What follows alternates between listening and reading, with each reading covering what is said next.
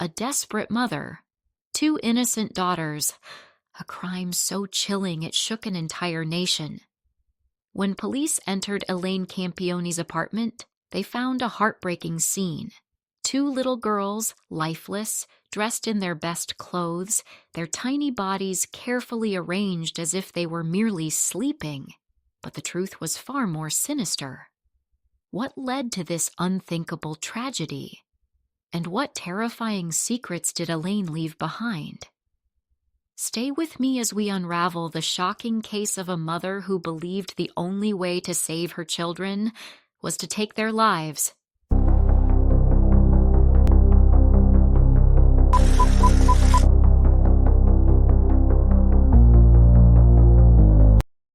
Hey, true crime fans.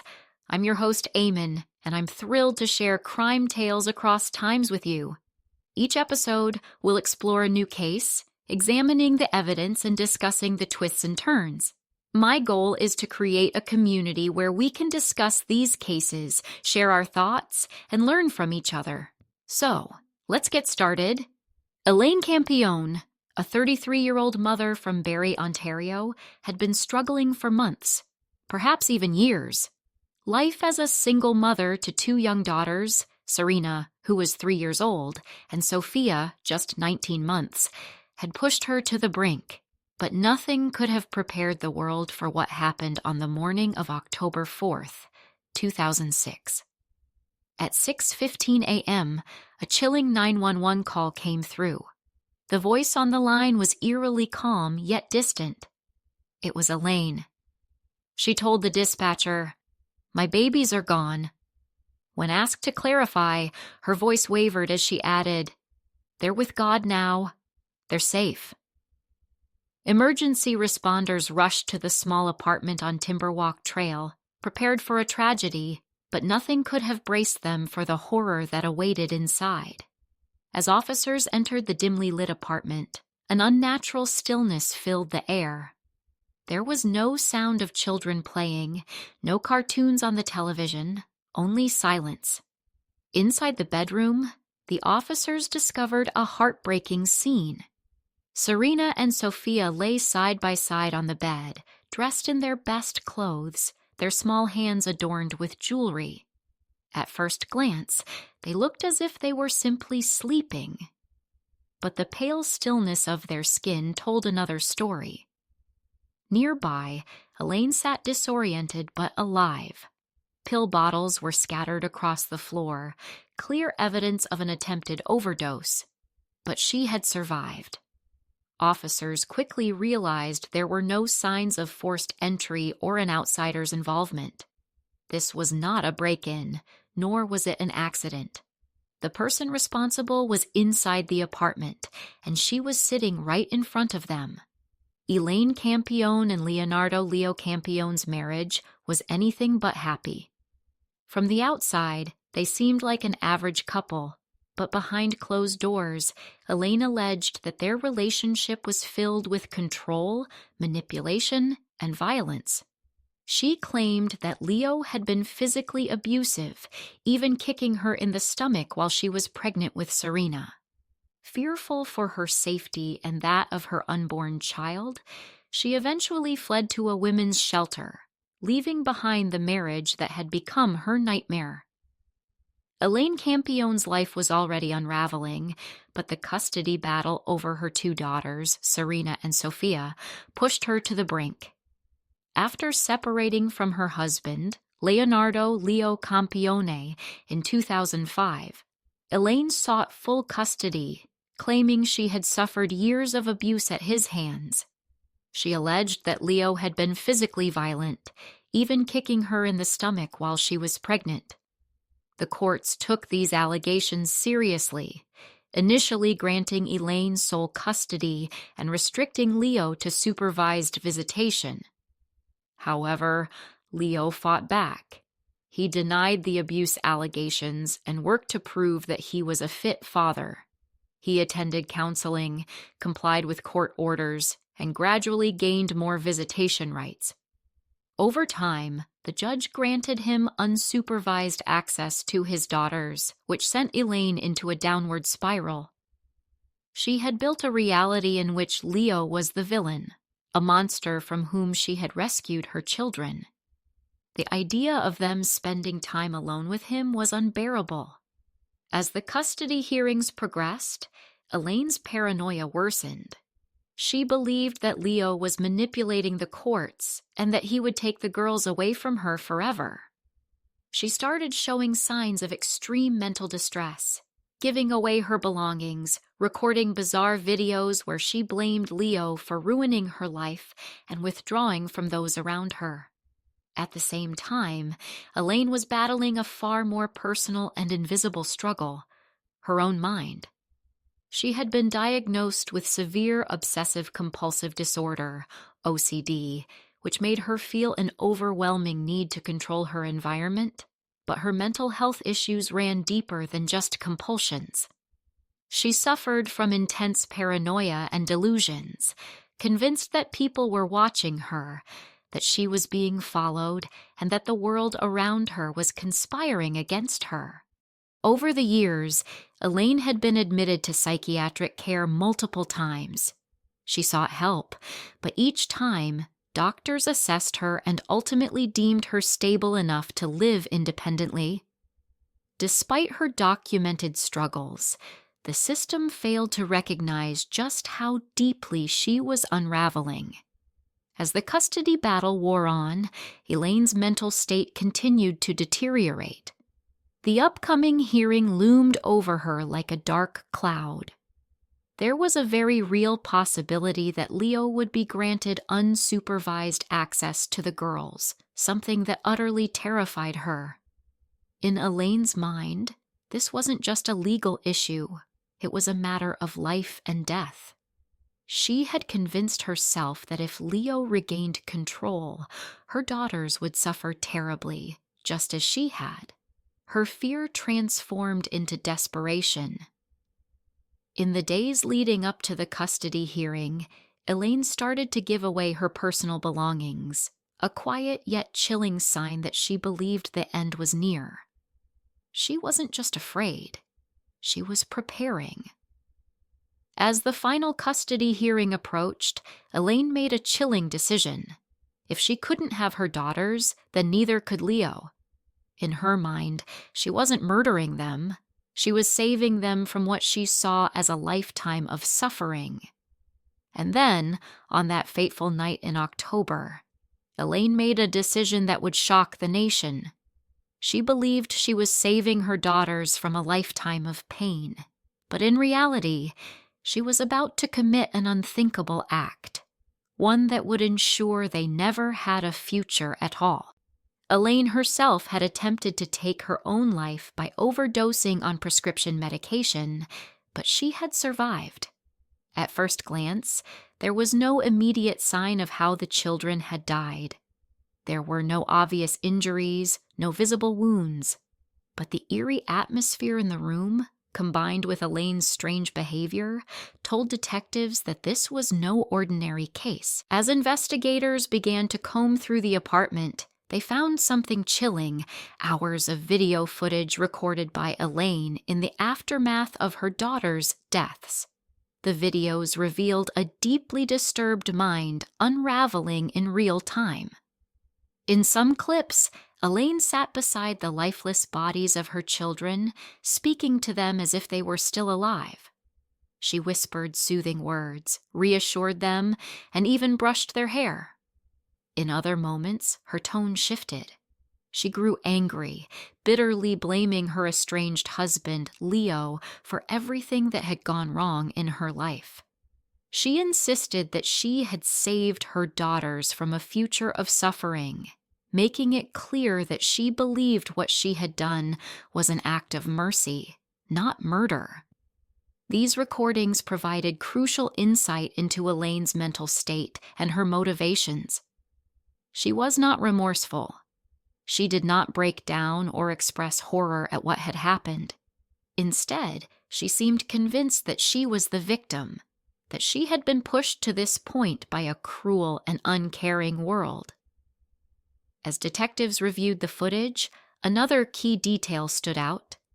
Elaine never directly admitted to killing her daughters, but she spoke in a way that suggested she knew exactly what had happened. This led investigators to press her harder during questioning. When Elaine was brought in for police interrogation, she initially seemed detached and confused. She denied any wrongdoing, repeatedly insisting that her daughters had simply gone to sleep. But as the hours passed, her responses became increasingly erratic. She began making cryptic statements, hinting at what had really taken place. She described how the girls had looked different the night before, how they had seemed so peaceful, so still. She mentioned how she had bathed them, how she had prepared them. It was a chilling revelation. Investigators immediately focused on this detail. If Elaine had bathed them, could that have been the method she used to end their lives? Their suspicions were confirmed when the autopsy results came in. Serena and Sophia had not died in their sleep. They had drowned. The medical examiner found water in their lungs, confirming that they had been submerged while still alive. There were also small bruises on their backs and buttocks, consistent with the pattern of a bathtub mat, indicating that they had struggled against the tub's surface as they were held underwater. With this forensic evidence, Elaine's vague statements suddenly took on a horrifying clarity. She had taken her daughters into the bathroom, filled the tub, and one by one held them beneath the water until they stopped breathing. Investigators now had everything they needed. The video recordings, her odd behavior, her cryptic confessions, and the forensic evidence all pointed to one conclusion: Elaine Campione had deliberately drowned her two daughters. The question that remained was why. For detectives, the answer was clear. Elaine was terrified of losing custody. With the upcoming hearing just days away, she had convinced herself that Leo would take the girls from her and that they would suffer because of it. Rather than allow that to happen, she chose to make sure that no one could have them. Not Leo, not the courts, not anyone. It was a case that left even seasoned investigators shaken. Not only had Elaine taken the lives of her innocent daughters, but she had also justified it in her mind as an act of love. Elaine Campione was charged with 2 counts of first-degree murder for the deaths of her daughters, Serena and Sophia. The case, which had horrified the nation, finally went to trial in 2010, 4 years after the crime. The proceedings were emotionally charged, with the prosecution and defense presenting vastly different narratives of what had led Elaine to commit such an unthinkable act. Elaine's defense team argued that she was not criminally responsible due to severe mental illness. They painted a picture of a woman who had suffered from years of emotional trauma, battling obsessive-compulsive disorder, paranoia, and delusions. Her lawyers claimed that her fragile mental state had deteriorated to the point where she could no longer distinguish right from wrong. They emphasized her history of psychiatric hospitalizations and her documented belief that she was being followed and watched. Elaine, they contended, was not a cold-blooded murderer, but a deeply disturbed mother who genuinely thought she was saving her children from a future of suffering. Perhaps the most damning evidence came from the videos she recorded. The jury watched as Elaine spoke to her deceased daughters, shifting between moments of sorrow and rage. In one moment, she lovingly caressed their hair. In the next, she unleashed bitter resentment toward Leo, blaming him for everything that had gone wrong in her life. These recordings left little doubt that she was aware of what she had done, and that she saw the killings as a way to exert control over her situation. The jury deliberated for several hours before reaching their verdict. Guilty on both counts of first-degree murder, Elaine Campione was sentenced to life in prison with no possibility of parole for 25 years. As the judge read out the sentence, The courtroom was heavy with emotion. The tragedy of Serena and Sophia's deaths weighed on everyone present. Leo Campione, the girl's father, broke down in tears. Though he had fought for custody, nothing could bring back his daughters. Elaine showed little visible reaction, her expression vacant as she absorbed the reality of her fate. For many, justice had been served, but no sentence could undo the devastation left in the wake of Elaine's actions. The case would remain a haunting reminder of how mental illness, domestic strife, and desperation could intertwine in the most tragic ways. The case of Elaine Campione sent shockwaves through the community and beyond. People struggled to comprehend how a mother could take the lives of her own children, especially in such a calculated and deliberate manner. The tragedy sparked heated debates about the intersection of mental illness, domestic violence, and the family court system. Many pointed fingers at the institutions that had failed to intervene. Elaine had exhibited clear signs of severe mental distress, yet despite multiple psychiatric evaluations, she had been deemed stable enough to live independently and care for her daughters. Some argued that the system had overlooked the red flags, failing both Elaine and her children by not providing adequate mental health support or supervision. Others blamed the legal system, questioning whether the courts had made the right decision in granting Elaine custody when Leo had actively fought for his daughter's safety. For Leo Campione, the aftermath was unbearable. He had long feared for his daughter's well-being and had fought desperately for custody. The court's decision to allow Elaine to maintain full control had ultimately cost Serena and Sophia their lives. In the years following the murders, Leo expressed deep regret and frustration, believing that had the legal system ruled in his favor, his daughters would still be alive. The weight of that loss was something he would carry for the rest of his life. Beyond the family, the case left a lasting impact on those who followed it. Parents, legal experts, and mental health professionals debated what could have been done differently. Should Elaine's deteriorating mental state have been taken more seriously? Could stronger intervention measures have prevented this tragedy? And ultimately, when it comes to crimes like this, how much weight should mental illness carry as a defense? Elaine Campione's case remains one of the most disturbing and heartbreaking crimes in Canadian history. It raises questions that have no easy answers, forcing society to confront the uncomfortable realities of mental health, domestic abuse, and child protection laws. What do you think? Should Elaine have been held fully responsible for her actions, or was she too mentally unwell to understand what she was doing? Could this tragedy have been prevented? Let me know your thoughts in the comments. Don't forget to like, subscribe, and turn on notifications for more shocking true crime stories from around the world. Until next time, stay safe and stay vigilant. This is Crime Tales Across Times, signing off.